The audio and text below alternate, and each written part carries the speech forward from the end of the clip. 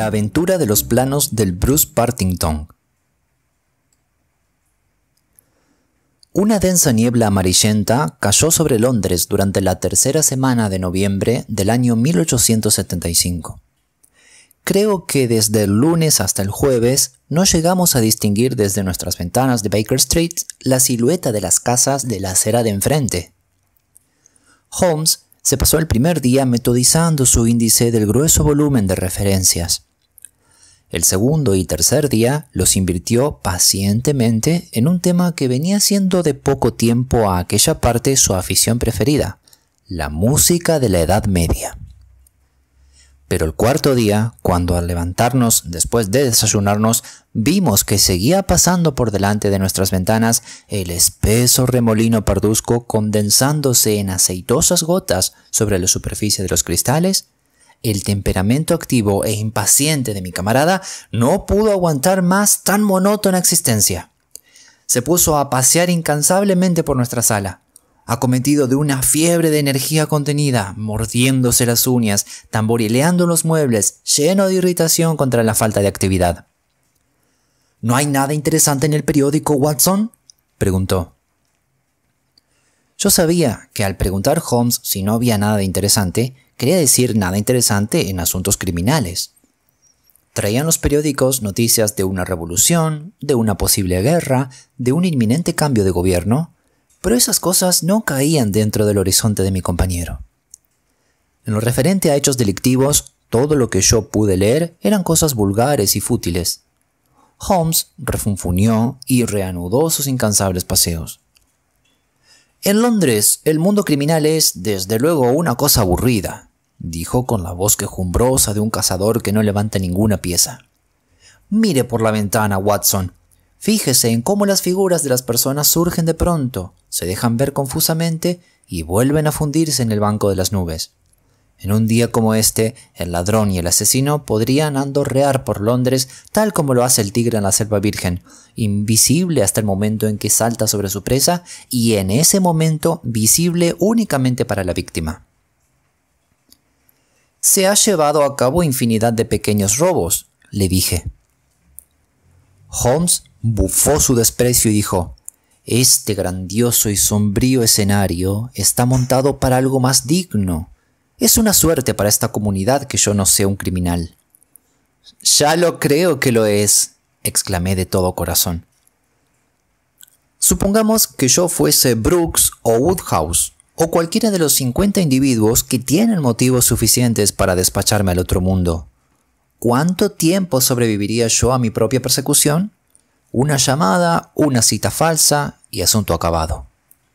Es una suerte que no haya días de niebla en los países latinos, los países de los asesinatos. Por vida mía que aquí llega por fin algo que va a romper nuestra mortal monotonía. Era la doncella y traía un telegrama. Holmes lo abrió y rompió a reír diciendo: «Vaya, vaya, ¿qué más? Mi hermano Mycroft está a punto de venir». «¿Y eso le extraña?», le pregunté. «Que si me extraña. Es como si tropezase usted con un tranvía caminando por un sendero campestre. Mycroft tiene sus raíces y de ellas no se sale. Sus habitaciones en Pall Mall, el Club Diógenes, Whitemaid, ese es su círculo. Una vez, una sola, ha venido a esta casa. ¿Qué terremoto ha podido hacerle descarrilar? ¿No lo explica?». Holmes me entregó el telegrama de su hermano que decía: «Necesito verte a propósito de Cadogan West. Voy enseguida. Mycroft». ¿Cadogan West? Yo he oído ese nombre. A mi recuerdo no le hice nada. ¿Quién iba a imaginarse que Mycroft se nos fuese a presentar de esta manera tan excéntrica?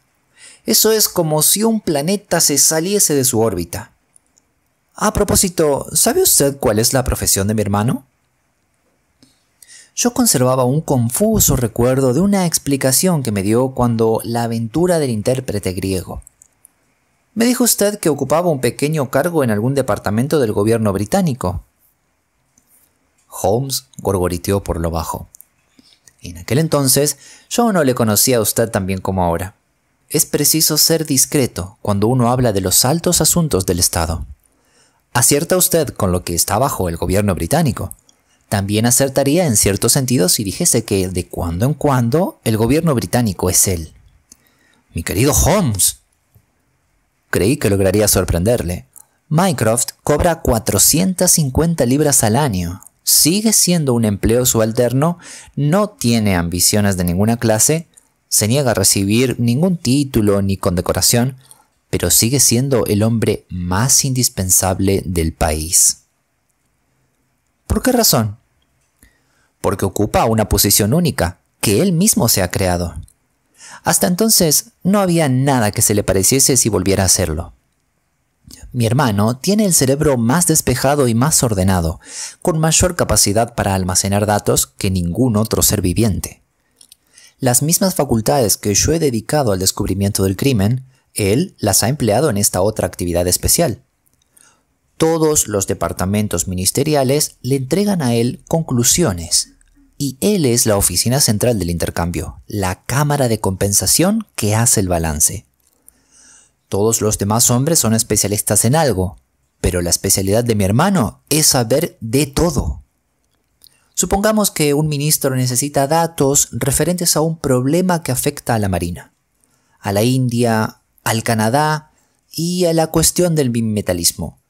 Él podría conseguir los informes por separado de cada uno de los departamentos y sobre cada problema. Pero únicamente Mycroft es capaz de enfocarlos todos y de enviarle inmediatamente un informe sobre cómo cada uno de esos factores repercutiría en los demás. Empezaron sirviéndose de él como de un atajo, de una comodidad. Ahora ha llegado a convertirse en cosa fundamental. Todo está sistemáticamente archivado en aquel gran cerebro suyo, y todo puede encontrarse y servirse en el acto. Una vez y otra han sido sus palabras las que han decidido la política nacional. Eso constituye para él su vida. No piensa nada más, salvo cuando, a modo de ejercicio intelectual, afloja su tensión cuando yo voy a visitarle y le pido consejo acerca de alguno de mis pequeños problemas. Pero hoy nuestro Júpiter baja de su trono. ¿Qué diablos puede significar eso? ¿Quién es Cadogan West? ¿Y qué representa para Mycroft? «¡Ya lo tengo!», exclamé, y me zambullí en el montón de periódicos que había encima del sofá. «Sí, aquí está, ¿cómo no? Cadogan West era el joven al que se encontró muerto el martes por la mañana en el ferrocarril subterráneo». Holmes se irguió en su asiento, con la pipa a mitad de camino en la boca. «Esto tiene que ser cosa seria, Watson. Una muerte que ha obligado a mi hermano a alterar sus costumbres no puede ser cosa vulgar. ¿Qué demonios puede Mycroft tener que ver con el asunto? Yo lo recordaba como un caso gris.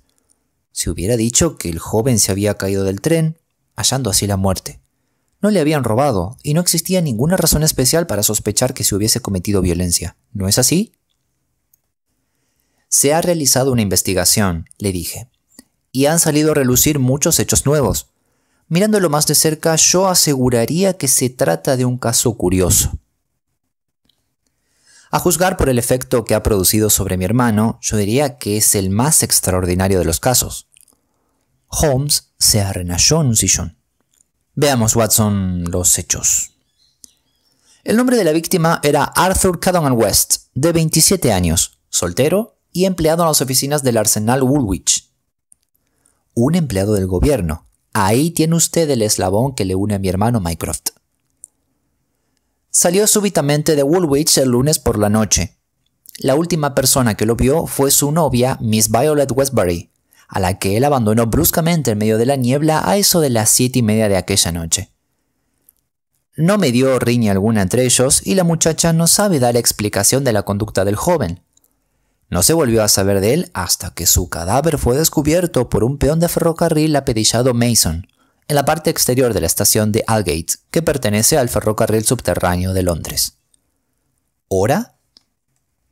El cadáver fue descubierto el martes a las 6 de la mañana. Yacía a bastante distancia de los rieles, al lado izquierdo de la vía conforme se va hacia el este, en lugar próximo a la estación donde la línea sale del túnel por el cual corre. Tenía la cabeza destrozada, herida que bien pudo producirse al caerse del tren. Solo de ese modo pudo quedar el cadáver sobre la vía. De haber llegado hasta allí desde algunas de las calles próximas, habría tenido que cruzar las barreras de la estación, donde hay permanentemente un cobrador. Este detalle parece ser absolutamente seguro. Perfectamente. El caso se presenta bastante concreto. Este hombre, muerto o vivo, cayó o fue lanzado desde el tren. Todo eso lo veo claro. Prosiga. Los trenes que corren por la vía junto a la cual fue encontrado el cadáver son los que traen dirección de oeste a este, siendo algunos exclusivamente metropolitanos y procediendo otros de Willesden y de los empalmes que allí coinciden. Puede darse por seguro que, cuando el joven halló la muerte, viajaba en esa dirección a una hora avanzada, pues es imposible afirmar la estación a la que subió al tren. Eso lo demostraría su billete. No se le encontró billete alguno de ferrocarril en el bolsillo. ¡Que no se le encontró billete! Por vida mía, Watson, que eso sí que es extraño. Si mi experiencia no me engaña, no es posible pasar a un andén de ferrocarril subterráneo sin mostrar el billete. Es pues de presumir que el joven lo tenía. ¿Se lo quitaron para que no se supiese en qué estación había subido? Es posible. ¿No se le caería en el vagón mismo? También eso es posible. Sin embargo, es un detalle curioso. Tengo entendido que no mostraba señales de haberse cometido robo alguno. Por lo menos en apariencia. Aquí viene una lista de todo lo que llevaba encima. Su cartera contenía 2 libras y 15 chelines. Llevaba también un talonario de cheques de la sucursal en Woolwich del Capital and Countries Bank. Gracias a él se le pudo identificar. Llevaba también 2 billetes de anfiteatro para Woolwich Theatre, para la función de aquella misma noche. Y también un pequeño paquete con documentos técnicos. Holmes dejó escapar una exclamación de júbilo. ¡Ahí por fin lo tenemos, Watson! Gobierno británico, arsenal de Woolwich, documentos técnicos. Mi hermano Mycroft. La cadena está completa. Pero aquí llega él, si no me equivoco, para hablar por sí mismo. Un instante después fue introducida a nuestra habitación la figura alta y voluminosa de Mycroft Holmes, hombre fuerte y macizo. Su figura producía una sensación de desmañada inercia física, pero en lo alto de aquella corpulenta alzábase rígida una cabeza de frente tan dominadora, de ojos de un gris acero tan vivos y penetrantes, de labios tan firmemente apretados y tan sutil en el juego expresivo de sus facciones, que desde la primera mirada se olvidaba uno del cuerpo voluminoso y solo pensaba en el alma dominadora. Traía sus talones a nuestro viejo amigo Lestrade, de Scotland Yard, delgado y severo.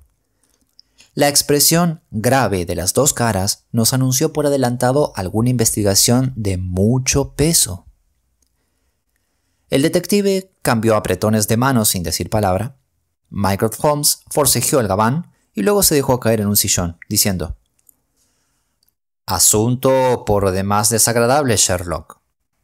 Me molesta muchísimo alterar mis costumbres, pero no era posible contestar con una negativa a los altos poderes. Tal como están las cosas en Siam, es un inconveniente el que yo me ausente en mi despacho. Pero esto de ahora constituye una auténtica crisis. Jamás vi tan alterado al primer ministro. En cuanto al almirantazgo, allí hay un bordoneo como de colmena a la que se ha vuelto al revés. ¿Has leído lo referente al caso?» «Acabamos de leerlo. ¿Qué documentos técnicos eran esos?» «Ahí está la cuestión. Por suerte, no se ha hecho pública la cosa. De haber sido, los periódicos habrían venido furiosos. Los documentos que este desdichado joven llevaba en su bolsillo eran los del submarino Bruce Partington». Mycroft Holmes hablaba con una solemnidad que daba a entender hasta qué punto le parecía importante el tema. Su hermano y yo estábamos llenos de expectación. «Con seguridad estarás enterado. Yo pensé que no habría nadie que no hubiese oído de este asunto». «Para mí es solamente un apellido». Es imposible exagerar la importancia que tiene. De todos los secretos del gobierno, el de este submarino era el más cautelosamente guardado. Puedes creerme si te digo que dentro del radio de acción de un submarino Bruce Partington se hace imposible toda operación de guerra naval. Hará 2 años se coló de rondón en los presupuestos una suma importante que se invirtió en comparar el monopolio de ese invento. Se ha realizado toda clase de esfuerzos para conservar el secreto. Los planos, que son extraordinariamente complicados, abarcan unas 30 patentes separadas, cada una de las cuales es esencial para el funcionamiento del conjunto. Esos planos se guardaban en una caja fuerte muy ingeniosa que está dentro de unas oficinas confidenciales anexas al arsenal y que tienen puertas y ventanas a prueba de ladrones. Bajo ningún concepto y en ninguna circunstancia podían ser sacados los planos de aquellas oficinas. Si el jefe de construcciones de la Marina deseaba consultarlos, tenía que ir con ese objeto a las oficinas de Woolwich.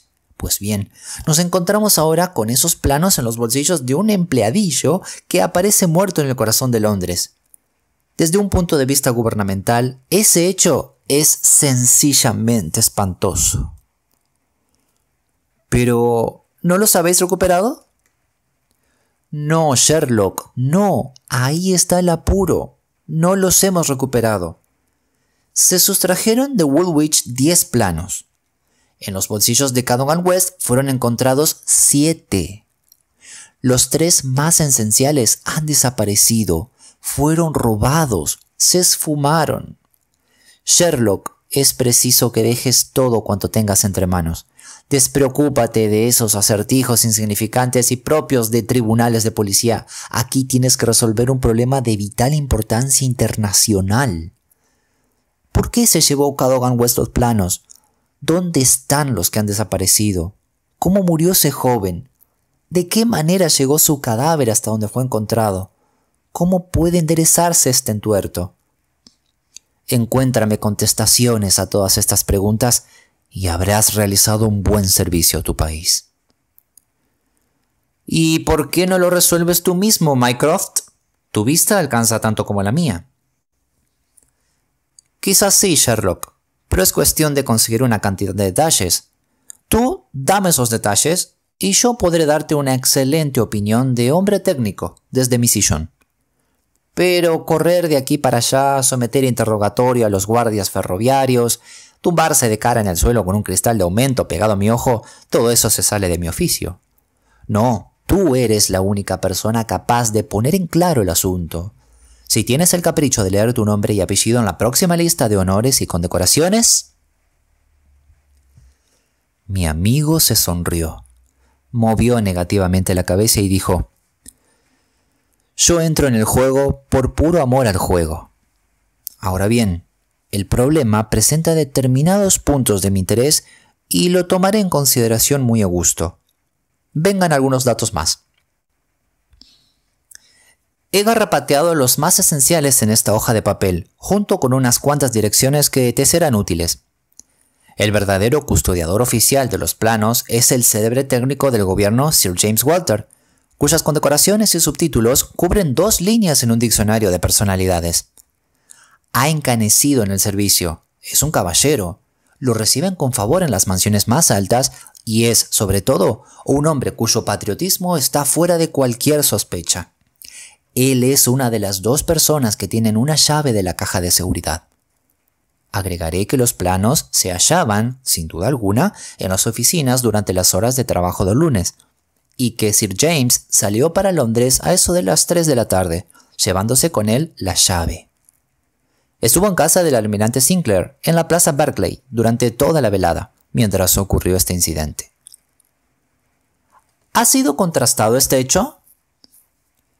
Sí, su hermano, el coronel Valentine Walter, ha dado testimonio de la hora en que salió de Woolwich, y el almirante Sinclair de la de su llegada a Londres, de modo que, pues que Sir James ha dejado de ser un factor directo en el problema. ¿Quién era la otra persona que disponía de una llave? El empleado mayor y dibujante Mr. Sidney Johnson. Es hombre de 40 años, casado, con 5 hijos, callado y huraño, pero, en conjunto, tiene una hoja excelente de servicios al Estado. Goza de pocas simpatías entre sus colegas, pero es un trabajador infatigable.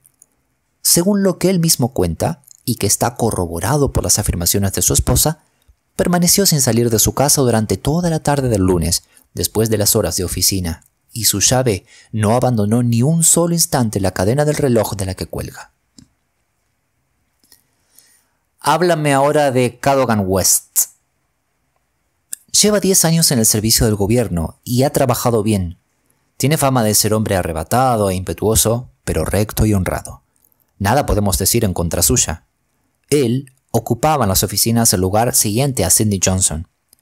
Sus obligaciones le ponían en contacto diario y personal con los planos. Nadie más podía manejarlos.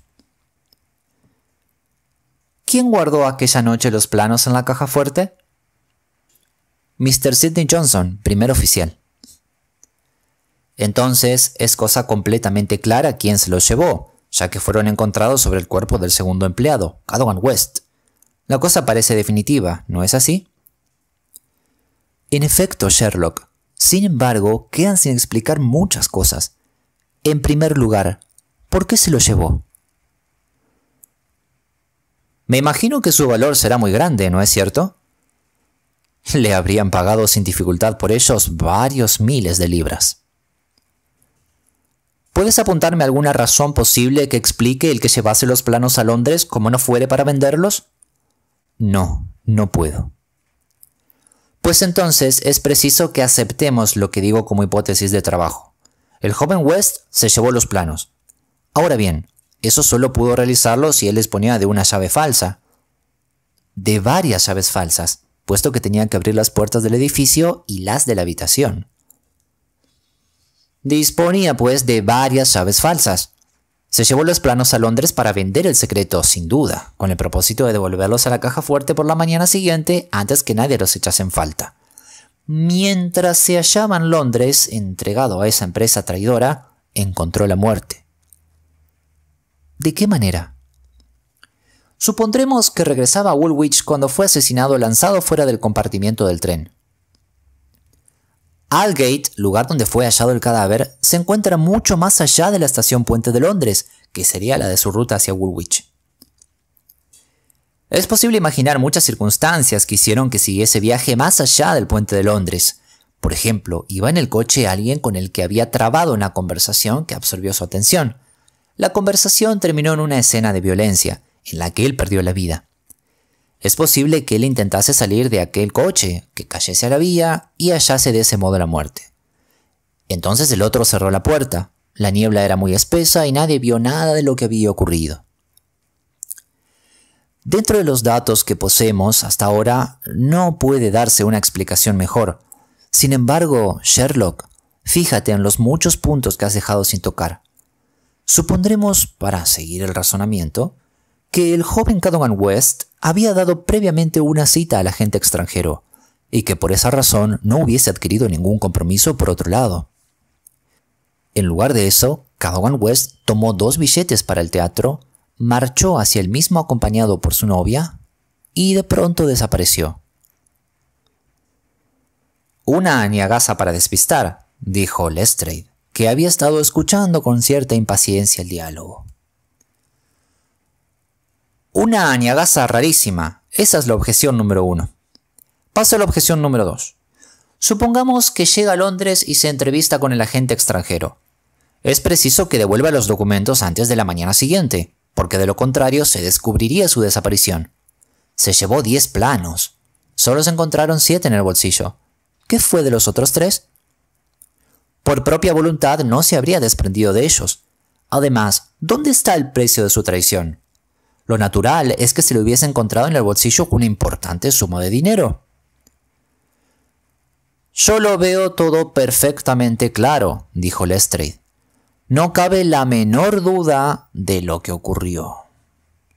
Se llevó los planos para venderlos. Se entrevistó con el agente. No lograron ponerse de acuerdo en cuanto al precio. Emprendió el viaje de regreso a su casa, pero el agente marchó con él. Dentro del tren, ese agente lo asesinó, se apoderó de los planos más esenciales y arrojó su cadáver a la vía. Eso lo explicaría todo, ¿no es así? ¿Y por qué no llevaba billete? El billete habría dado a entender cuál era la estación del metropolitano más próxima a la casa de la gente. Por eso, este se lo quitó del bolsillo. «Muy bien, Lestrade, muy bien», dijo Holmes. Su teoría forma un todo ajustado. Pero si eso es cierto, el caso está prácticamente terminado. Por un lado tenemos al traidor muerto. Por otro lado, los planos del submarino Bruce Partington estarán ya, según toda probabilidad, en el continente. ¿Qué nos queda por hacer a nosotros? «¡Actuar, Sherlock! ¡Actuar!», exclamó Mycroft, poniéndose bruscamente en pie. «Todos mis instintos están en contra de esa explicación. Pon todas tus facultades en la obra. Vete al escenario del crimen. Habla con las personas relacionadas con el asunto. No dejes piedra sin mover. En toda tu carrera no tuviste jamás una oportunidad tan grande de servir a tu país». «Bueno, dijo Holmes, encogiéndose de hombros. «Vamos, Watson. ¿Y usted, Lestrade, podría favorecernos con su presencia durante algunas horas? Empezaremos nuestras pesquisas con una visita a la estación de Aldgate. Adiós, Mycroft. Te haré llegar un informe antes de la noche, pero te advierto por adelantado que es poco lo que puedes esperar». Una hora más tarde, estábamos Holmes, Lestrade y yo en el ferrocarril subterráneo y en el punto mismo en que éste sale del túnel que desemboca en la estación de Aldgate. Un anciano, cortés y rubicundo, representaba la compañía del ferrocarril y nos dijo, señalando un punto que distaba cosa de 1 metro de los raíles: «Aquí es donde yacía el cadáver del joven. No pudo caer de arriba, porque según ven ustedes, se trata de muros completamente limpios. Por consiguiente, solo pudo caer de un tren, y ese tren, hasta donde nos es posible localizar, debió de cruzar a eso de la medianoche del lunes. ¿Se ha hecho un examen de los vagones para ver si presentan alguna señal de lucha con violencia? No hay tales señales. Tampoco se le encontró billete. ¿Nadie dio parte de que había sido encontrada abierta una portezuela? Nadie. «Esta mañana hemos recibido nuevos datos», dijo Lestrade. «Un pasajero que cruzó por Aldgate en un tren metropolitano corriente a eso de las 11:40 de la noche del lunes oyó un pesado golpe como si hubiese caído en la línea un cuerpo, un momento antes de que el tren llegase a la estación. Pero la niebla era muy espesa y nada podía verlo.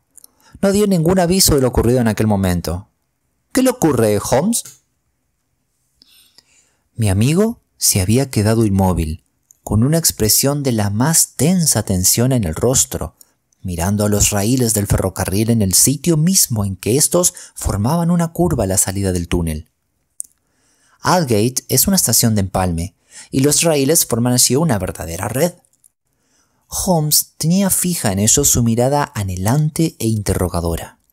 Advertí en su rostro vivo y penetrante aquel apretamiento de labios, aquel vibrar de las ventanas de la nariz y aquella contracción de las cejas largas y tupidas que tan elocuentes eran para mí. «Agujas», murmuró. «Las agujas». «¿Qué les pasa a las agujas? ¿Qué quiere decir usted con ello?» «Me imagino que en un sistema ferroviario como este no existirá gran número de agujas, ¿verdad?» «No, son muy pocas. Y además una curva, agujas y una curva. Por vida de... si fuera nada más que eso». «¿Qué le ocurre, señor Holmes? ¿Ha descubierto usted una pista?»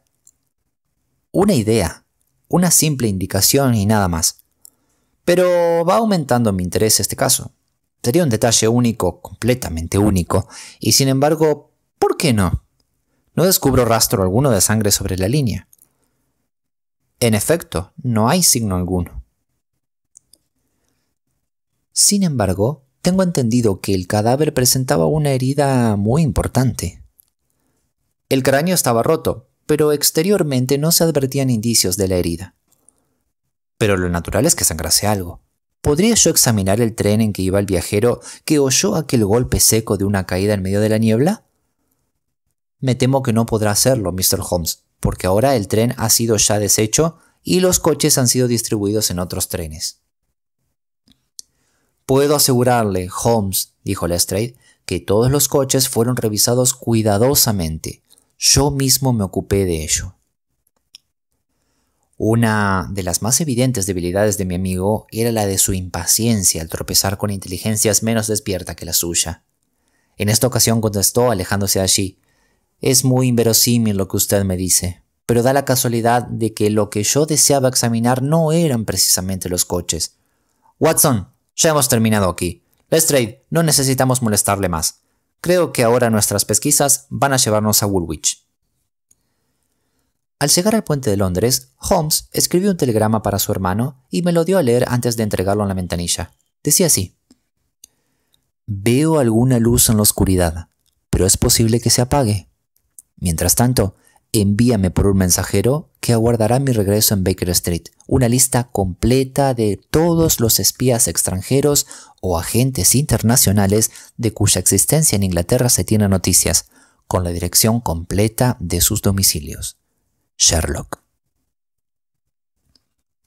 «Esto debería sernos útil, Watson», contestó mientras ocupábamos nuestros asientos en el tren que pasaba por Woolwich. «Hemos contraído, desde luego, una deuda con mi hermano Mycroft por habernos hecho participar en este caso que promete ser verdaderamente extraordinario». Su rostro anhelante seguía manifestando la energía intensa y la extrema tirantez que me hacía comprender la existencia de algún detalle nuevo y sugestivo que había abierto una dirección estimulante a sus pensamientos. Fíjese el lector en el perro zorzorreo cuando pasa holgazán el tiempo alrededor de las perreras, con las orejas colgantes y el rabo caído, y compárelo con su actitud cuando, con ojos llameantes y músculos tensos, corre por la línea del husmillo que sube hasta la altura del pecho. Así era el cambio que se había efectuado en Holmes desde aquella mañana.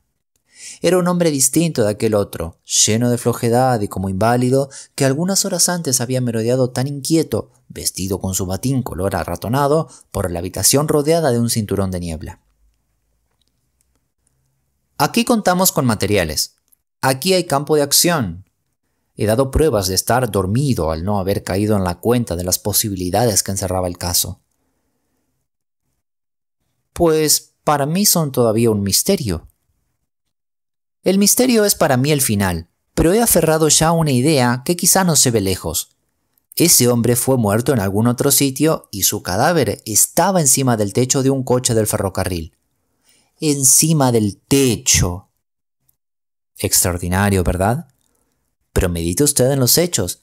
¿Se trata de una simple coincidencia el que haya sido encontrado en el lugar mismo en que el tren da saltos y balanceos al salir de una curva para entrar en las agujas?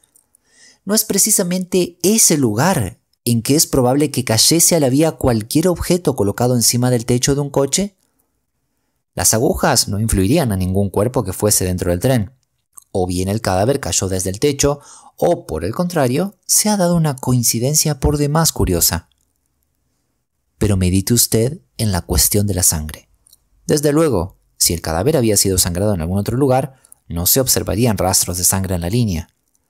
Cada uno de estos dos hechos es por sí mismo sugestivo. Juntos tienen fuerza acumulativa. «Eso sin contar la cuestión del billete», exclamé yo. «Exactamente. No logramos explicarnos la falta del billete. Esto nos lo explicaría. Todo encaja perfectamente entre sí». Pero supongamos que sea ese el caso. Nos encontramos tan lejos de desentrañar el misterio de su muerte como antes. La verdad es que el caso no se simplifica, sino que se hace más extraordinario. «Quizá», dijo Holmes, pensativo, «quizá». Volvió a caer en su silencio, que duró hasta que el tren se detuvo en la estación de Woolwich. Una vez allí, llamó a un coche de alquiler y sacó de su bolsillo el papel que le había entregado Mycroft. «Tenemos una bonita lista de visitas para hacer esta tarde. Creo que la que reclama en primer término nuestra atención es la de Sir James Walter». La casa del célebre funcionario público era una elegante villa con verdes praderas que se extendían hasta la orilla del Támesis. Cuando llegamos a ella se levantaba la niebla y un resplandor de sol diluido y tenue se abría paso por entre la misma. A nuestra llamada acudió un despensero que nos contestó con rostro solemne. «Señor, Sir James murió esta mañana». «¡Santo Dios!», exclamó Holmes, atónico. «¿De qué murió?» «Señor, quizá le convenga a usted pasar y hablar con su hermano, el coronel Valentine». «Sí, eso será lo mejor». Nos pasaron a una salita que estaba a media luz y a la que acudió enseguida un caballero de unos 50 años, muy alto, bello, de barba rubia. Era el hermano más joven del hombre de ciencia fallecido. Todo en él delataba lo súbito del golpe que se había descargado sobre aquella familia. Su mirada ojerosa, las mejillas descoloridas y el cabello enmarañado. Casi no lograba articular las palabras al hablar de aquella muerte. «La culpa la tiene este horrendo escándalo», nos dijo. «Mi hermano Sir James era hombre muy sensible a todo lo que afectaba a su honor y no podía sobrevivir a este asunto. Le destrozó el corazón. Él se mostraba siempre muy orgulloso de la eficacia de su departamento y esto fue para él un golpe aplastador. Veníamos con la esperanza de que nos diese algunos datos que habrían podido ayudarnos a poner en claro el asunto». Les aseguro que todo constituía para él un misterio, como lo es para ustedes y para todos nosotros. Había puesto ya a disposición de la policía todos sus datos. Naturalmente, no dudaba que Cadogan West era culpable, pero todo lo demás le resultaba inconcebible. ¿No puede usted darnos algún dato nuevo capaz de hacer una luz en este asunto? No sé sino lo que he leído u oído hablar.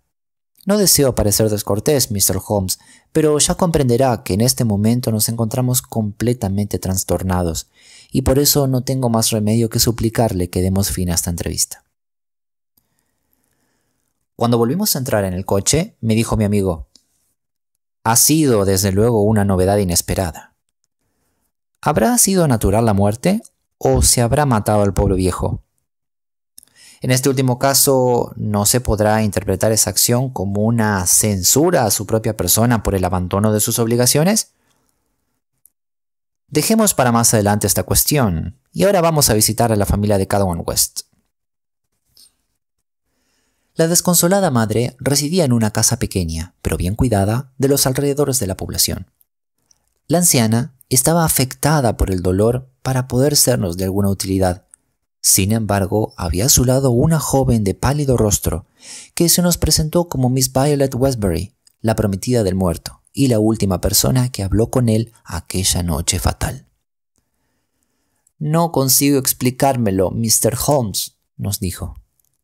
«No he pegado un ojo desde que ocurrió la tragedia, pensando y de día y de noche en lo que pueda verdaderamente significar todo esto. Arthur era el hombre más sincero, más caballeroso y el mejor patriota del mundo. Antes de vender un secreto de Estado confiado a él, Arthur habría sido capaz de cortarse la mano derecha. A cualquiera que lo conociese tiene que resultarle semejante suposición una cosa absurda, imposible, disparatada». «Pero ahí están los hechos, Miss Westbury». «En efecto, sí. Confieso que no consigo explicármelos». «¿Andaba acaso necesitado de dinero?» «No, sus necesidades eran modestas y su sueldo generoso. Había conseguido economizar algunos centenares de libras y nos íbamos a casar por Año Nuevo». «¿No advirtió usted en él señales de excitación mental?» Miss Westbury, sea absolutamente franca conmigo». La vista rápida de mi compañero había advertido alguna leve mutación en las maneras de nuestra interlocutora. Esta se sonrojó y titubeó hasta que por fin dijo: «Sí, yo tenía como una sensación de que algo le preocupaba». «¿Desde hace mucho tiempo?» «Nada más que en la última semana o cosa así. Se mostraba pensativo y preocupado. En una ocasión le insté a que me dijese lo que ocurría. Reconoció que en efecto algo le preocupaba y que se refería a cuestiones de su cargo oficial. «La cuestión es demasiado grave para que yo hable de ella, ni aun contigo», me dijo, y eso fue todo lo que conseguí sacarle. Holmes tenía una expresión grave. Prosiga, Miss Westbury. Dígamelo todo, aunque parezca que le perjudica a él. Ignoremos a dónde nos puede llevar, en fin de cuentas. La verdad es que nada más tengo que decir.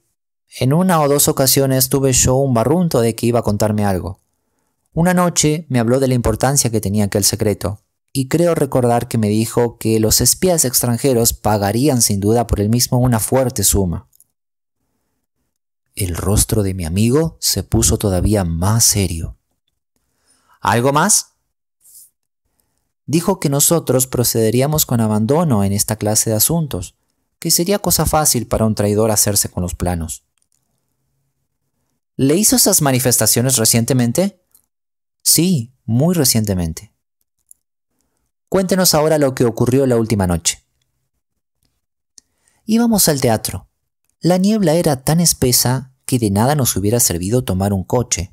Fuimos caminando y pasamos cerca de las oficinas. De pronto se lanzó como una flecha y se perdió en la niebla. ¿Sin dar una explicación? Dejó escapar una exclamación. Eso fue todo. Esperé, pero él no regresó. Entonces volví caminando a mi casa. A la mañana siguiente, después de la hora de abrir las oficinas, vinieron a preguntar por él. A eso de las 12 nos enteramos de la terrible noticia. Oh, Mr. Holmes, si pudiera usted salvar su honor, por lo menos su honor. Para él lo era todo.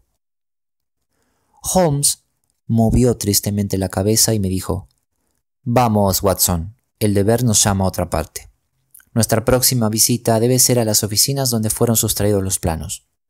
Cuando el coche se alejaba de aquella casa me dijo: Las cosas se presentaban antes feas para este joven, pero las pesquisas que hemos realizado las presentan aún peor. Lo inminente de su boda proporciona un móvil para la comisión del delito. Como es natural, necesitaba dinero. Que la idea estaba dentro de su cabeza lo da a entender el que hablase del asunto. Estuvo a punto de convertir a la muchacha en cómplice suya, hablando de sus proyectos. Todo eso se presenta muy feo. Pero Holmes, también el testimonio unánime de su honradez debe ser tenido en cuenta. Además, ¿cómo es posible explicar que dejase a la muchacha en mitad de la calle y saliese de pronto como disparado a cometer el delito? Así es, en efecto, es indudable que se pueden poner objeciones, pero frente a ellas se alza una argumentación formidable. Mr. Sidney Johnson, oficial primero, salió de las oficinas a nuestro encuentro y nos acogió con el respeto que imponía siempre la tarjeta de mi compañero. Era un hombre delgado, huraño, de gafas y edad mediana. Estaba ojeroso y las manos le temblequeaban por efecto de la tensión nerviosa a que había estado sujeto. ¡Qué desgracia, Mr. Holmes! ¡Qué desgracia! ¿Se ha enterado usted de la muerte de nuestro jefe? Hemos estado hace poco en su casa. Aquí está todo desorganizado. El jefe muerto, Cadogan muerto y los planos robados. Y sin embargo, cuando el lunes por la tarde cerramos las oficinas, era esta una dependencia de funcionamiento tan perfecto como la mejor de las del gobierno. ¡Santo Dios! Y qué espanto causa pensar en ello. Pensar que West, el hombre de quien menos lo habría uno pensado, haya hecho semejante cosa. Según esto, ¿usted está seguro de su culpabilidad? Es la única posibilidad que veo. Sin embargo, yo me habría sentido tan seguro de él como de mí mismo. ¿A qué hora cerraron las oficinas el lunes? A las 5. ¿Fue usted quien las cerró? Soy siempre el último empleado que abandona el local. ¿Dónde estaban guardados los planos? En aquella caja fuerte. ¿No queda en el edificio ningún vigilante? Sí que queda, pero tiene que vigilar otros departamentos además de este. Es un veterano del ejército, hombre de la mayor confianza. No observó nada anormal esa noche. Hay que tener en cuenta que la niebla era muy espesa. Suponiendo que Cadogan West hubiese querido penetrar esa noche en el edificio fuera de las horas de trabajo, ¿no es cierto que habría necesitado 3 llaves para llegar a los planos? Así es, la llave de la puerta exterior, la llave de las oficinas y la llave de la caja. ¿No tenía esas llaves otras personas que Sir James Walter y usted? Yo no disponía de las llaves de las puertas, sino la de la caja. ¿Era Sir James Walter hombre de costumbres ordenadas? Sí, creo que sí. Por lo que se refiere a esas 3 llaves, creo que las guardaba en el mismo llavero en que yo se las había visto muchas veces. ¿Y se los llevaba a Londres? Así lo decía. ¿Y usted no se separaba nunca de su llave? Nunca. De modo pues que si West ha sido el culpable, tenía por fuerza que poseer un duplicado. Y sin embargo no se le encontró el cadáver. Otro punto. Si un empleado de estas oficinas hubiese querido vender los planos, ¿no le habría sido más sencillo sacar una copia de los mismos que el apoderarse de los originales como lo hicieron? El copiar los planos de manera tan eficaz habría exigido grandes conocimientos técnicos. Me imagino que tanto Sir James como usted o Cadogan poseían esos conocimientos técnicos. Está claro que lo poseíamos, pero no trate usted, Mr. Holmes, de embrollarme a mí en el asunto. ¿Qué se adelanta con esta clase de especulaciones, siendo así que se encontraron los planos originales encima de West? Lo digo porque resulta verdaderamente extraño que corriese con los riesgos de sustraer los planos originales, pudiendo haber sacado tranquilamente copias que le habrían servido igual para el caso. Desde luego que es raro. Sin embargo, lo hizo. Cuántas pesquisas se llevan a cabo en este asunto nos ponen al descubierto algo inexplicable. Vamos a otra cosa. Faltan todavía 3 de los planos. Son, según tengo entendido, los más esenciales. En efecto, así es. ¿Quiere decir esto que cualquiera que posea esos 3 planos, aun si los 7 restantes, estaría en condiciones de construir el submarino Bruce Partington? Yo he informado en ese sentido al almirantazgo, pero hoy he vuelto a repasar los planos y ya no estoy tan seguro. En uno de los planos devueltos están dibujadas las válvulas dobles con las guías ajustables automáticamente. Los extranjeros no podrían construir el submarino hasta que no inventen por sí mismos este dispositivo. Naturalmente podrían vencer pronto semejante dificultad. Pero los 3 planos que faltan son los más importantes. Sin duda alguna. Si usted me lo permite, haré un recorrido por las oficinas. No creo que tenga que hacerle ninguna otra pregunta. Holmes estudió la cerradura de la caja fuerte, la puerta de la habitación y los postigos de hierro de la ventana. Solo cuando estuvimos en la pradera del lado de afuera de la ventana, se despertó vivamente su interés. Había allí un arbusto de laurel y varias de sus ramas parecían haber sido torcidas o quebradas. Las examinó cuidadosamente con su lente de aumento y examinó luego algunas huellas borrosas y confusas que habían dejado en el suelo. Por último, pidió al oficial primero que cerrase los postigos de hierro y me hizo notar que no encajaban bien en el centro y que cualquiera podía ver desde fuera lo que pasaba en el interior. Todas estas indicaciones han sido echadas a perder por el retraso de 3 días. Quizá no significa nada, pero también pudiera darse el caso contrario. Bueno, Watson, yo no creo que Woolwich pueda dar de sí más de lo que ha dado. Parca es la recolección que aquí hemos hecho. Vamos a ver si se nos dan mejor las cosas en Londres. Sin embargo, antes que abandonásemos la estación Woolwich, agregamos una nueva gavilla a nuestra cosecha. El empleado de la taquilla pudo informarnos con absoluta seguridad de que había visto a Cadogan West, al que conocía muy bien de vista, la noche del lunes, y que se había trasladado a Londres por el tren de las 8:15 que se dirige al puente de Londres. Iba solo y tomó un billete de tercera. Al taquillero le llamaron la atención sus maneras nerviosas y llenas de excitación. De tal forma le temblequeaban las manos que anduvo con dificultad para recoger el cambio, y el empleado mismo tuvo que ponérselo en la mano. Consultando el horario, se vio que aquel era el primer tren que podía tomar West después de abandonar a su novia a eso de las 7:30.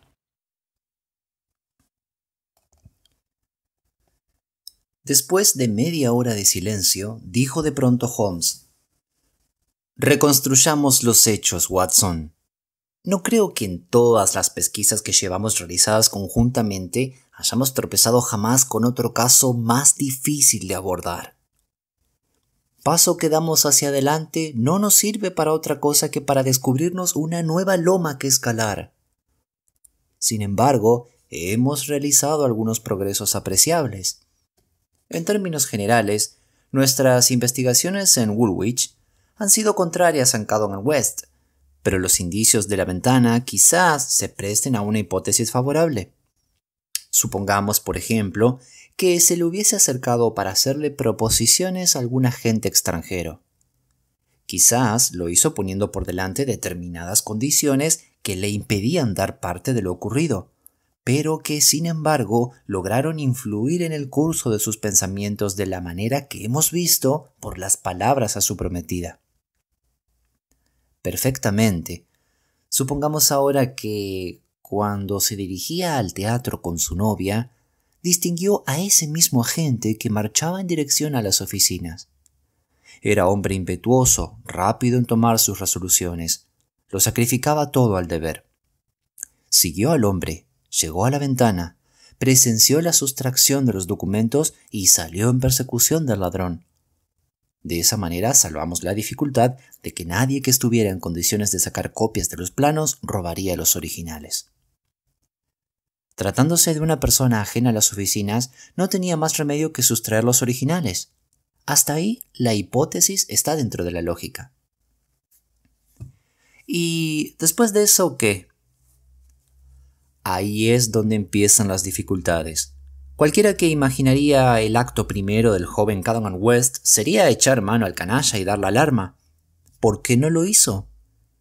¿No cabría la posibilidad de que quien se apoderó de los papeles fuese un funcionario de categoría superior a la suya? Eso explicaría la conducta de West. ¿No podría ser también que ese funcionario superior le hubiese dado esquinazo en medio de la niebla y que West saliese inmediatamente para Londres a fin de llegar antes que él a sus habitaciones, dando por supuesto que sabía dónde estaba su residencia? La llamada debió de ser muy apremiante, para dejar cómo dejó a su novia abandonada en medio de la niebla y para no haber hecho ninguna tentativa con objeto de ponerse en comunicación con ella. Al llegar aquí, nuestro husmillo se enfría. Existe un ancho foso entre cualquiera de estas dos hipótesis, y la colocación del cadáver de West en el techo de un coche de ferrocarril metropolitano con 7 planos en el bolsillo. El instinto me empuja a trabajar desde este momento por el otro extremo. Si Mycroft nos ha enviado las direcciones que le pedí, quizá podamos elegir en ellas nuestro hombre y seguir 2 pistas en lugar de una sola. Como era de presumir, en Baker Street nos estaba esperando una carta. La había traído con urgencias de correo un mensajero del gobierno. Holmes le echó un vistazo y luego me la pasó a mí. Decía así: la morralla es abundante, pero hay muy pocos capaces de acometer un negocio de tal envergadura. Los únicos dignos de ser tomados en consideración son Adolph Meyer, del número 13, Great George Street, Westminster; Louis Larrotier, de Campine Mansions, Nothing Hill y Hugo Oberstein, número 13, Caulfield Gardens, Kensington. De este último se sabe que se hallaba en Londres el lunes y que se ha ausentado posteriormente. Me satisface que veas alguna luz. El gabinete espera tu informe definitivo con la mayor ansiedad. Se han hecho desde las más altas esferas apremiantes llamamientos. Toda la fuerza del Estado estará dispuesta a apoyarte en caso de necesitarlo. Mycroft. Me temo que en un asunto como este no van a servirnos de nada todos los caballos de la reina y todos los hombres de la reina. Holmes había extendido encima de la mesa su gran plano de Londres y estaba ansiosamente inclinado encima del mismo. De pronto, con una exclamación de sorpresa, dijo: «¡Vaya, vaya! Las cosas van, por fin, viniendo hacia nosotros. Por vida mía, Watson, que aún tengo confianza en que nos vamos a salir con la nuestra». y me palmeó en el hombro en un estallido de hilaridad. Voy a salir. Se trata nada más que de un reconocimiento. No emprenderé nada serio sin llevar a mi lado a mi leal camarada y biógrafo. Quédese aquí. Según toda probabilidad, estaré de vuelta dentro de algunas horas. Si le pesa el tiempo, ármese de papel oficio y pluma y comienza su relato de cómo, en cierta ocasión, salvamos a nuestro país. Aquel optimismo se reflejó hasta cierto punto en mi propio ánimo, porque sabía perfectamente que para apartarse de su habitual seriedad de maneras, hacía falta que hubiese razones muy fuertes que despertasen su júbilo. Esperé lleno de impaciencia su regreso durante toda aquella tarde de noviembre. Por fin, y poco después de las 10, llegó un mensajero con una carta que decía: «Estoy cenando en el restaurante Goldini, Gloucester Road, Kensington. Venga enseguida a compartir mi cena. Tráigase una llave de mecánico, una linterna sorda, un escoplo y un revólver. S.H.» Era un lindo herramental para que un ciudadano respetable anduviese con él mismo por las calles envueltas en niebla. Guardé todo convenientemente en mi gabán y me hice llevar derecho a la dirección que se me había dado. Allí estaba mi amigo, sentado a una mesita redonda cerca de la puerta del chillón restaurante italiano. ¿Ha cenado usted ya? Pues entonces acompáñeme en el café y el curazao. Pruebe uno de los cigarros del propietario. No son tan venenosos como parecen. ¿Trajo las herramientas? Las tengo aquí, en mi gabán. Magnífico. Voy a darle un ligero esbozo de lo que he realizado con algunas indicaciones de lo que vamos a emprender. Empiece, Watson, por tener como hecho evidente el de que, en efecto, el cadáver de ese joven fue colocado encima del techo del tren. Eso estaba ya claro desde el momento en que dejé establecido que el cadáver había caído del techo del tren y no del interior de uno de sus vagones. ¿No podrían haberlo dejado caer desde alguno de los puentes? Yo diría que eso es imposible.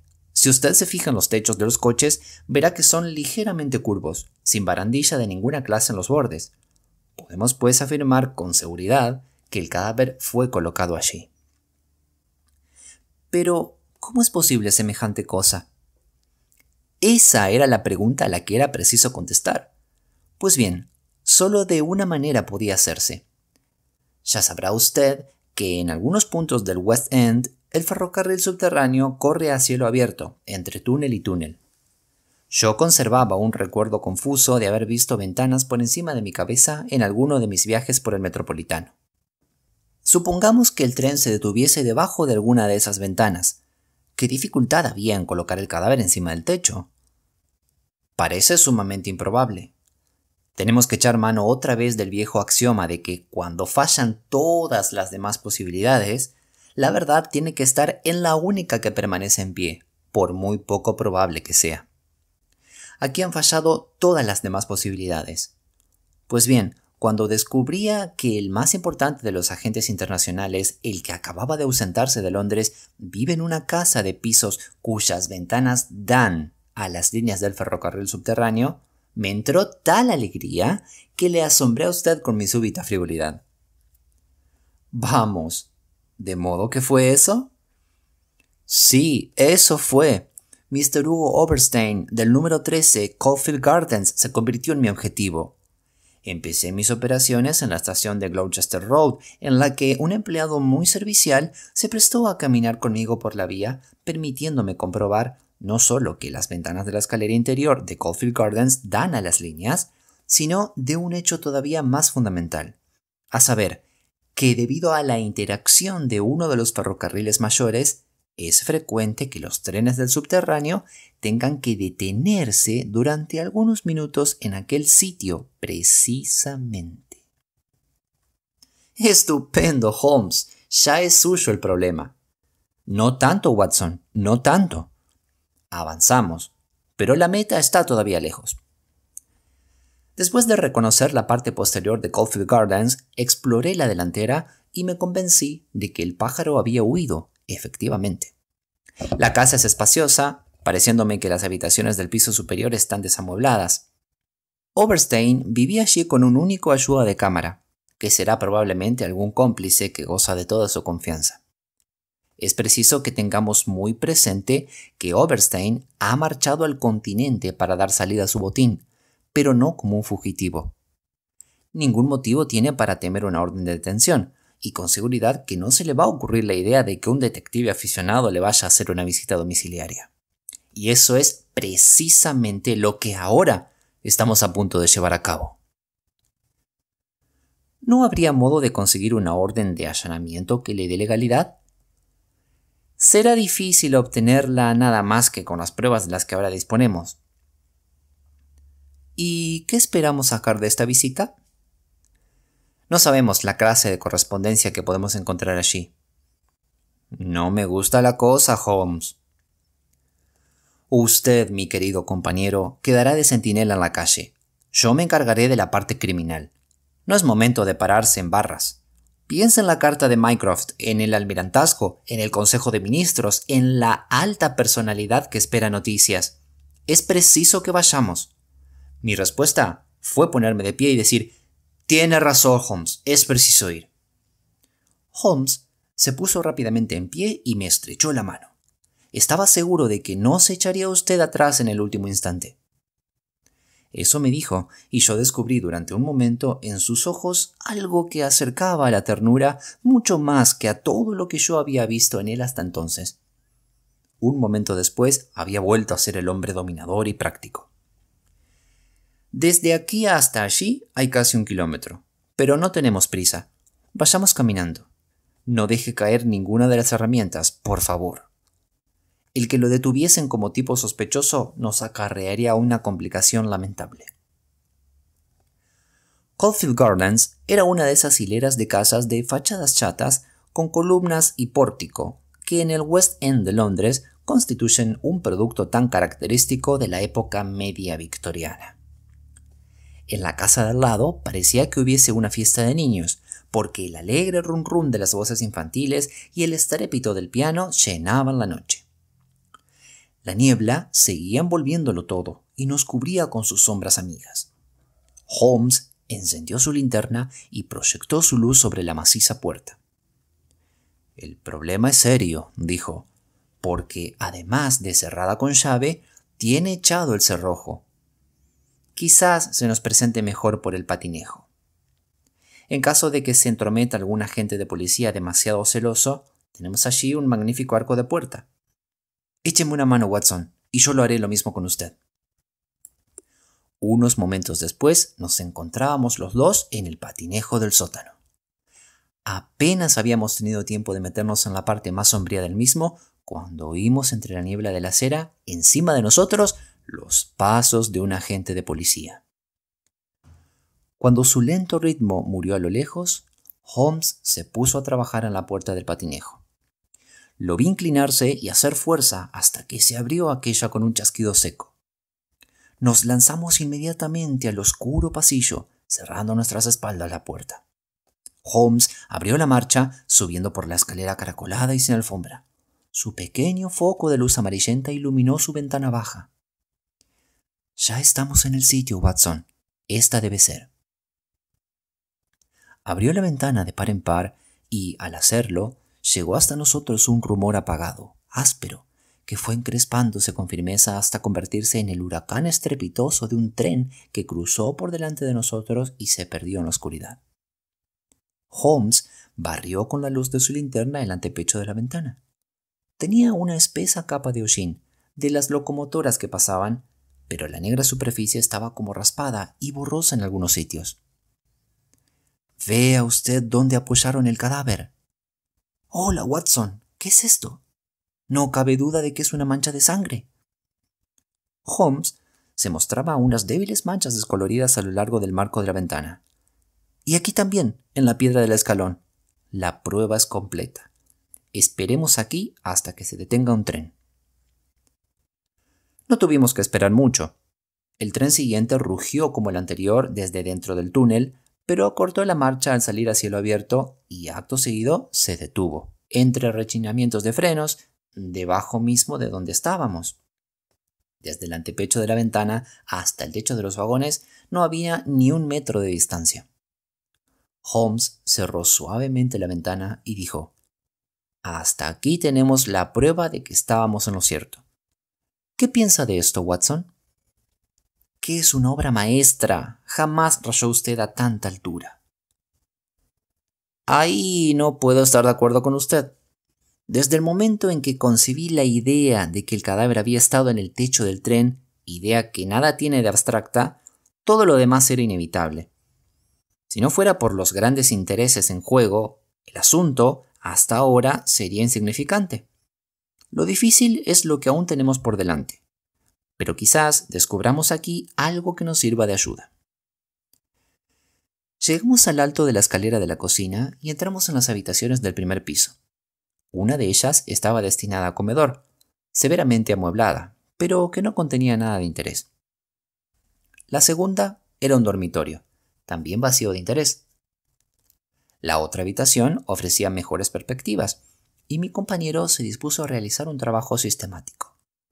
Por todas partes se veían en ella libros y papeles, y era evidente que se empleaba para despacho. Holmes revolvió rápida y metódicamente el contenido uno tras otro de los cajones y armarios, pero su rostro severo no llegaba a iluminarse con el más leve resplandor de un éxito. Al cabo de una hora seguía estando en la misma situación que cuando había empezado.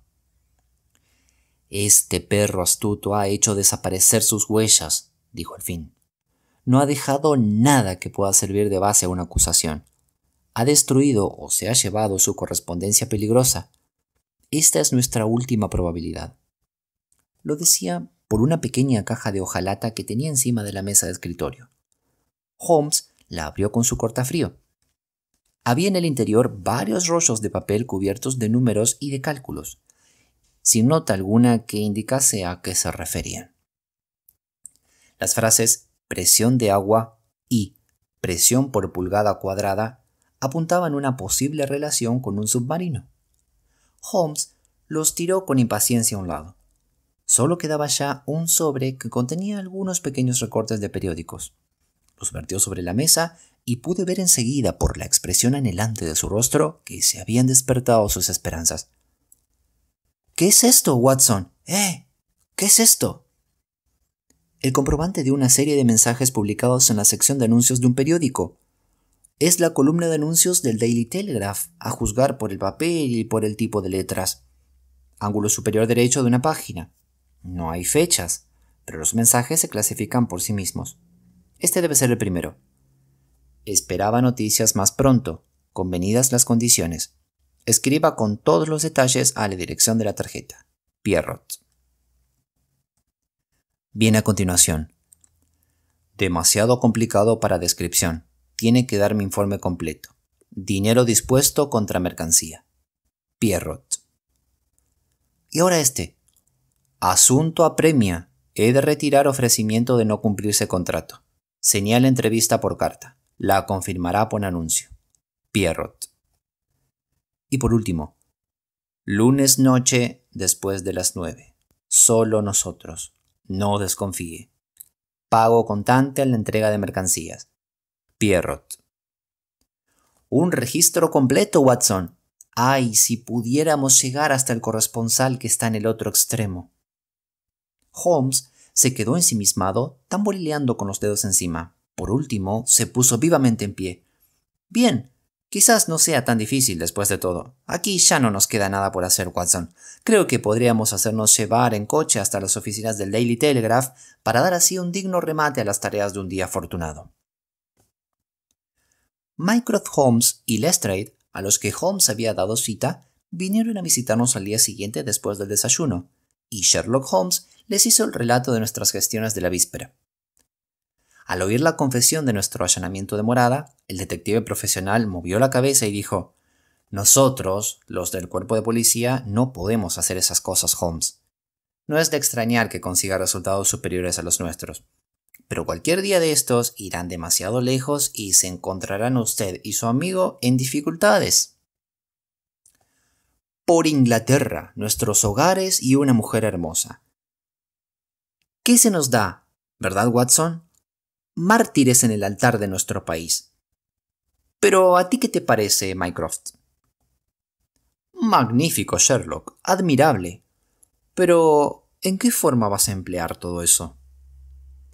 Holmes echó mano al Daily Telegraph que estaba encima de la mesa. ¿No han visto ustedes el anuncio de hoy que ha insertado Pierrot? ¿Cómo? ¿Otro más? Sí, óiganlo. Esta noche, a la misma hora, mismo lugar, 2 golpes, de absoluta necesidad. Va en ello su propia seguridad. Pierrot. Por vida de...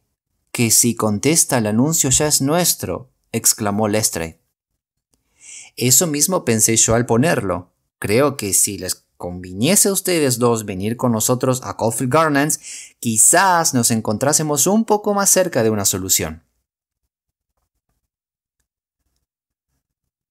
Una de las más extraordinarias características de Sherlock Holmes era su capacidad para desembragar su cerebro de toda actividad, desviando sus pensamientos hacia cosas más livianas.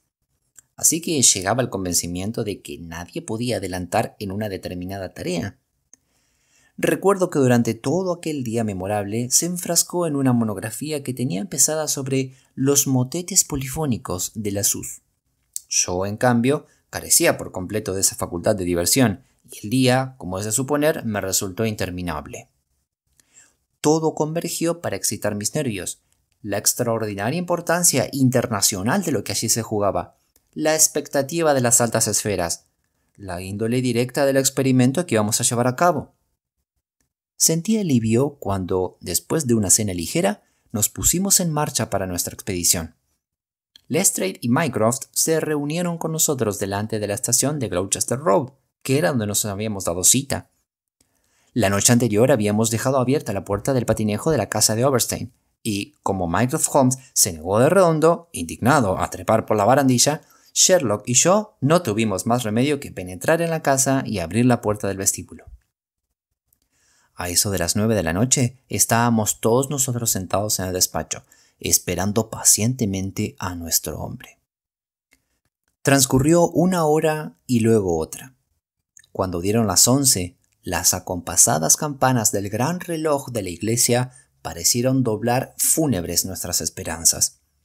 Lestrade y Mycroft se movían nerviosos en sus asientos, y cada cual miraba su reloj 2 veces en 1 minuto. Holmes permanecía callado, pero sereno, con los párpados medio cerrados, pero con todos sus sentidos alerta. Alzó la cabeza con un respingo súbito y dijo: «¡Ahí llega!». Por delante de la puerta se había oído los pasos furtivos de un hombre que cruzaba. Poco después se oyeron en sentido contrario. Luego un arrastrar de pies y 2 aldabonazos secos. Holmes se levantó indicándonos que siguiéramos sentados. La luz de gas del vestíbulo era un simple puntito. Abrió la puerta exterior y después que una negra figura pasó por delante de él, la cerró y aseguró: «¡Por aquí!». Le oímos decir y un instante después surgía ante nosotros nuestro hombre.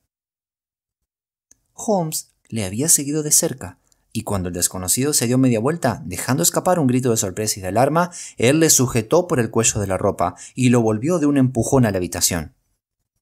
Antes que hubiese recobrado el equilibrio, se cerró la puerta y Holmes apoyó en ella su espalda. Aquel hombre miró con ojos sin sentido. Con el golpe se le desprendió el sombrero de anchas alas, la bufanda que le tapaba la boca se le cayó y quedaron al descubierto la barba rubia y sedosa y las facciones hermosas y delicadas del coronel Valentine Walter. Holmes lanzó un silbido de sorpresa y dijo: «Esta vez, Watson, califíqueme en su relato como de burro completo. No era este el pájaro que yo esperaba». «Pero, ¿quién es él?», preguntó Mycroft ansiosamente. «El hermano más joven del difunto Sir James Walter, jefe del departamento de submarinos. Sí, ya veo hacia qué lado se inclinan las cartas. Ya vuelve en sí. Creo que lo mejor sería que me dejasen que le interrogue». Habíamos transportado hasta el sofá el cuerpo caído en el suelo. Nuestro preso acabó por incorporarse, miró en torno suyo con expresión de espanto y se pasó la mano por la frente como quien no puede creer a sus propios sentidos. Luego le preguntó: «¿Qué significa esto? Yo vine a visitar a Mr. Oberstein. Coronel Walter, se sabe ya todo, dijo Holmes. Lo que rebasa mi comprensión es cómo un caballero inglés ha podido conducirse de esta manera. Pero estamos enterados de toda su correspondencia y de sus relaciones con Oberstein, y también de las circunstancias en que halló la muerte el joven Cadogan West. Permítame que le aconseje que haga usted por ganar siquiera un poco de respeto mediante su arrepentimiento y su confesión, en vista de que hay todavía algunos detalles que solo podemos saberlos de los labios de usted. El coronel Walter gimió y hundió la cabeza entre las manos. Nosotros esperábamos, pero él guardó silencio. Holmes le dijo: «Puedo asegurarle que sabemos todo lo esencial. Sabemos que le urgía el dinero, que sacó usted un molde de las llaves que tenía su hermano, que se puso usted en correspondencia con Oberstein y que éste contestaba sus cartas mediante anuncios insertados en las columnas del Daily Telegraph. Sabemos que usted se dirigió a las oficinas el lunes por la noche, aprovechando la niebla, y que el joven Cadogan West le vio y le siguió, porque tenía alguna razón para sospechar de usted. Le vio cuando usted estaba robando, pero le fue imposible dar la alarma, no constándole que no había ido por encargo de su hermano para llevarle los planos. West, abandonando todos sus asuntos particulares, como buen ciudadano que era, marchó detrás de usted oculto en la niebla, y no le perdió la pista hasta que usted llegó a esta misma casa.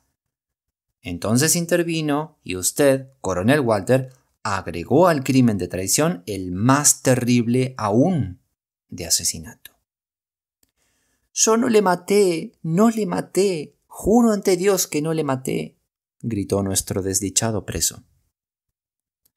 Pues entonces, cuéntenos de qué manera encontró Cadogan West su muerte antes que colocasen su cadáver encima del techo de un coche de ferrocarril. Se lo contaré, le juro que se lo contaré. En lo demás sí que intervine, lo confieso. Fue como usted dice. Yo tenía que pagar una deuda contraída en la bolsa. Me era indispensable el dinero. Oberstein me ofreció 5.000. Con aquello me salvaba de la ruina. Pero por lo que respecta al asesinato, soy tan inocente como usted. ¿Qué fue, pues, lo que ocurrió? Él venía sospechando de mí y me siguió. Yo no me di cuenta hasta que llegué a esta misma puerta. La niebla era muy espesa y no se distinguía a 3 metros de distancia. Yo había llamado con 2 aldabonazos y Oberstein había acudido a la puerta. Entonces el joven se abalanzó hacia nosotros y preguntó qué íbamos a hacer con los planos. Oberstein llevaba siempre una porra corta. Al intentar West meterse a viva fuerza en la casa, Oberstein le golpeó en la cabeza. El golpe fue mortal. Murió antes de 5 minutos. Allí quedó tendido en el vestíbulo y nosotros nos quedamos sin saber qué hacer. De pronto se le ocurrió a Oberstein la idea esa de los trenes que se detenían debajo mismo de su ventana. Pero antes examinó los planos que yo había llevado. Me dijo que los esenciales eran 3 y que tendría que quedarse con ellos. «No puede usted quedarse con ello», le dije. «Si no son devueltos a Woolwich, se armará un jaleo espantoso». «Es preciso que me quede con ellos», me contestó, «porque son de un tipo tan técnico que es imposible sacar copias en tan escaso tiempo», le dije yo. Él meditó un momento y de pronto exclamó que ya había encontrado la solución, diciendo: «Me guardaré 3. Los demás se los meteremos en el bolsillo a este joven. Cuando se descubra, todo el asunto se lo cargarán a él». Yo no veía otra solución, y por eso obramos como él indicó. Esperamos media hora en la ventana hasta que se detuvo el tren. La niebla era tan espesa que no podía verse nada, y ninguna dificultad tuvimos en bajar el cadáver de West hasta el techo del tren. Mi intervención en el asunto terminó ahí. ¿Y qué me cuenta de su hermano? Mi hermano no dijo una palabra, pero en una ocasión me había sorprendido con sus llaves y creo que sospechaba. Leí en sus ojos que sospechaba. Como ya ustedes saben, no volvió a levantar cabeza. Reinó el silencio en la habitación. Mycroft Holmes fue quien la rompió. «¿Y por qué no repara usted el daño que ha hecho? Con ello aliviará su conciencia y quizá su castigo. ¿Y qué clase de reparación puedo ofrecer? ¿Dónde se encuentra Oberstein con los planos? Lo ignoro. ¿No le dio alguna dirección? Me dijo que si le escribía al Hotel du Louvre en París, quizá le llegasen las cartas. Pues entonces aún está usted en situación de reparar un mal, dijo Sherlock Holmes. Haré todo cuanto esté en mi mano. No precisamente es cariño lo que tengo a ese individuo, que ha sido mi ruina y mi caída. Aquí tiene papel y pluma. Siéntese a esa mesa y escriba lo que le digo. Ponga en el sobre la dirección que le dio. Perfectamente. He aquí ahora la carta. Querido señor, refiriéndome a nuestra transacción, habrá usted observado, sin duda y ahora, que falta en ella un detalle esencial. Dispongo de un dibujo con el cual quedará completo. Sin embargo, esto me ha ocasionado una molestia especial, y no tengo más remedio que pedirle un nuevo adelanto de 500 libras. No quiero confiarlo al correo, ni aceptaré nada como no sea oro o billetes. Habría ido a visitarle fuera de Inglaterra, pero el que yo saliese en esta ocasión del país llamaría la atención. Por consiguiente, espero encontrarme con usted en la sala de fumar del Hotel Charing Cross el sábado al mediodía. Billetes ingleses u oro únicamente. Recuérdelo. Esto producirá efecto y mucho me sorprendería si no nos entregase a nuestro hombre. Y nos lo entregó. Es asunto que pertenece ya a la historia, a esa historia secreta de una nación que suele ser con frecuencia mucho más íntima e interesante que sus relatos públicos. Oberstein, ansioso de completar el golpe maestro de toda su vida, acudió al reclamo y pudo ser encerrado con seguridad durante 15 años en un presidio de Inglaterra. Le fueron encontrados en su maleta los inapreciables planos del submarino Bruce Partington, que él había puesto a subasta en todos los centros de Europa. El coronel Walter falleció en la cárcel antes que se cumpliese el segundo año de su condena. En cuanto a Holmes, volvió reconfortado a su monografía sobre los motetes polifónicos de la SUS, que posteriormente fue impresa para circular en privado y que, según dicen los técnicos, constituye la última palabra sobre el tema. Algunas semanas después me enteré de una manera casual que mi amigo había pasado un día en Windsor, de donde regresó con un precioso alfiler de corbata de una esmeralda fina. Al preguntarle yo si la había comprado, me contestó que era un regalo que le había hecho cierta generosa dama en interés de la cual había desempeñado un pequeño encargo con bastante fortuna. Nada más me dijo, pero yo creo que podría adivinar el nombre de aquella dama augusta y tengo muy pocas dudas de que el alfiler de esmeralda le recordará para siempre a mi amigo la aventura de los planos del submarino Bruce Partington.